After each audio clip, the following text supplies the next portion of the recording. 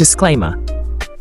This commentary is a look into society's double standard when it comes to celebrity cancel culture, and is not a commentary on any particular fandom or group.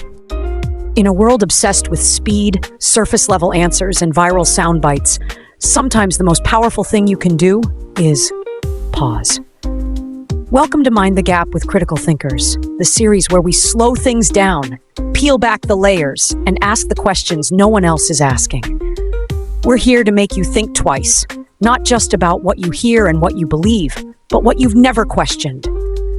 It's not about telling you what to think. It's about giving you space to actually think and making sure you have the tools to dissect, challenge, and reshape the narratives that shape you.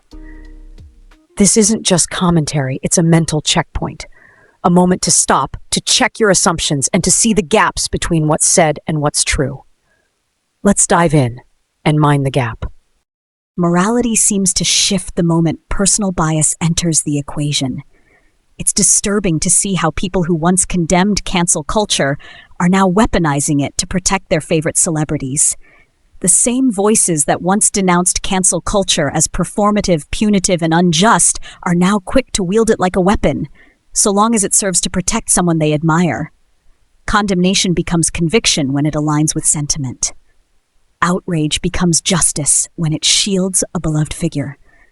But in this swift exchange of principles for loyalty, have we stopped, truly stopped, to think about the double standard and to consider its cost? And no, we aren't talking about the cost to agencies with million-dollar safety nets, nor are we talking about the cost to the executives with golden parachutes and legal teams on speed dial. We aren't even talking about the global brands whose built-in PR machines are designed to weather storms and rebound with new markets. The real cost is paid by those who remain unseen. The crew, the stylists, the assistants, the gaffers and makeup artists, the set designers and runners, the freelance editors and production hands, the ones who arrive before the cameras roll and stay long after the lights go down. They are not the faces of controversy, yet they carry the weight of its fallout. They are the scaffolding of the industry, indispensable but invisible, and oftentimes the forgotten ones during a scandal. When you call for cancellation or boycotts, it's not the big shots who suffer sleepless nights wondering how they'll make rent next month. It's the extras who live paycheck to paycheck, parents juggling their jobs on set with being there for their children, freelancers who work on project-based contracts, and production staff who work tirelessly for the success of their project who vanish in the smoke of moral warfare they never chose to be part of. They don't make headlines. They don't post statements. They aren't protected by fandoms or legal teams. But they are the ones who bleed first and bleed the longest. So now, ask yourself, if your job vanished overnight because of someone else's crusade, would you still call that justice? Would you accept being collateral damage in a moral battle that never named you, especially if it is someone you don't even know? Or would you feel discarded, voiceless, invisible, left behind while the internet moved on to its next target?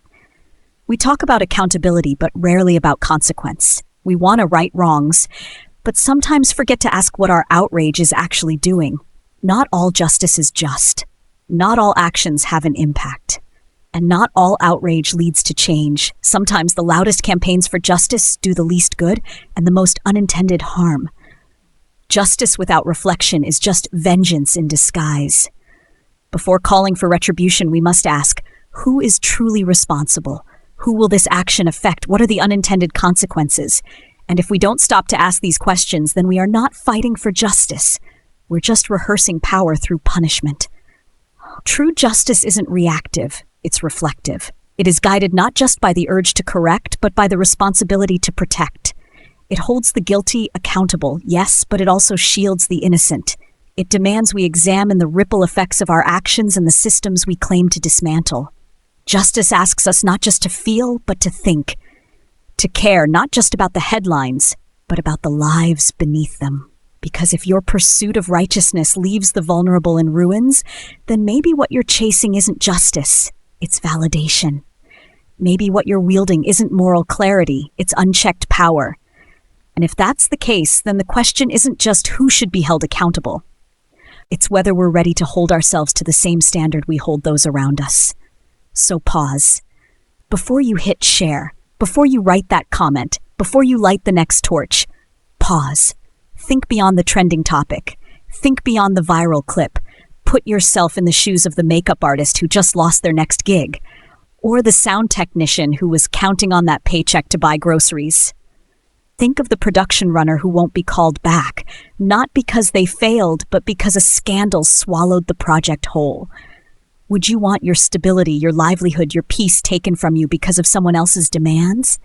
Empathy is not weakness. Restraint is not complicity. Justice without compassion is not justice at all. We all want a better world, but building one means choosing care over chaos, reflection over reaction. It means asking harder questions and being brave enough to sit with the answers. So the next time the pitchforks rise, ask yourself, are you pursuing justice or are you just performing it? Because real change doesn't come from outrage alone. It comes from understanding, from nuance, from courage, and most of all, from remembering the human cost of every action we take. Thanks for listening to this episode of Mind the Gap, where we poke holes in the stories you're told and dare you to look through them so you don't fall through the cracks.